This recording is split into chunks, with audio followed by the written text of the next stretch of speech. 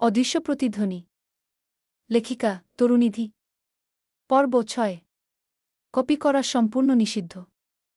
অনুমতি ছাড়া গল্পের কোনো অংশ বা সম্পূর্ণ গল্প কপি, পুনঃপ্রকাশ বা অন্য কোথাও পোস্ট করা যাবে না। পরদিন সকালে ঘুম থেকে উঠেই তরুনিধির মনে প্রথম যে নামটা এলো সেটা হল আর্যন। নিজেই নিজের উপর বিরক্ত হল সে। কি যে হচ্ছে আমার! মুখে বললেও তার ঠোঁটের কোণে একটা হাসি ফুটে উঠল। স্কুলে পৌঁছেই তরুনিধি দেখল মাঠে অনেকেই এসেছে। রাকিব, নীলা, সুমাইয়া সবাই মিলে গল্প করছে। এই তরু! নীলা হাত নেড়ে ডাক দিল। এদিকে আয়। তরুনিধি তাদের পাশে গিয়ে বসল। কিন্তু তার চোখ যেন কাউকে খুঁজছে। রাকিব সঙ্গে সঙ্গে সেটা ধরে ফেল। কাউকে খুঁজছিস নাকি? না তো। মিথ্যা বলিস না আগে। সবাই হেসে উঠল। তরুনিধি মুখ ঘুরিয়ে ফেল। কিছুক্ষণ পর আর্যন মাঠে এল। আজ সে একা ছিল না। তাকে দেখে রাকিব চিৎকার করে বলল, এই আর্যন! এখানে আয়ু। আর্যন একটু ইতস্তত করলেও এগিয়ে এল। রাকিব বলল, আজ থেকে তুই আমাদের গ্রুপের সদস্যও। আমি? হ্যাঁ। আপত্তি আছে? আর্যন হালকা হেসে মাথা নেড়ে বলল, না গি। সেদিন প্রথমবার তারা সবাই একসাথে বসে গল্প করল। দুপুরে গণিত ক্লাস চলছিল।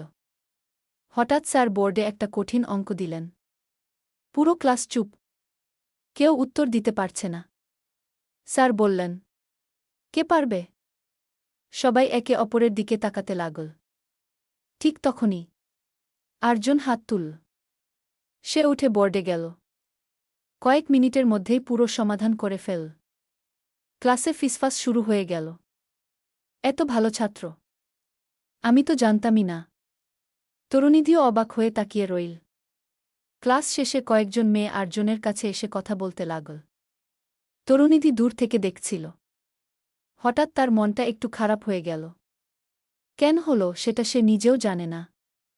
নিজেকে বলল, আমার কি? কিন্তু মন অন্য কথা বলছিল।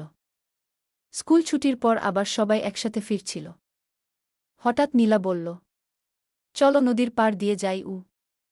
সবাই রাজি হয়ে গেল। নদীর পানি বিকেলের আলোয় ঝিলমিল করছে।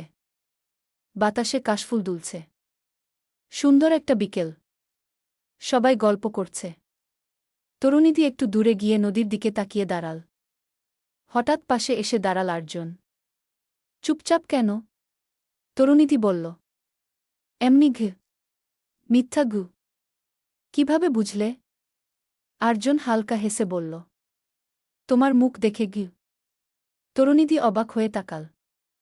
এই প্রথম সে আর্যনের মুখে এত স্বাভাবিক হাসি দেখল। সেদিন বাড়ি ফেরার সময় তরুনিধির মনে হচ্ছিল, বন্ধুত্ব জিনিসটা আসলে কত সুন্দর।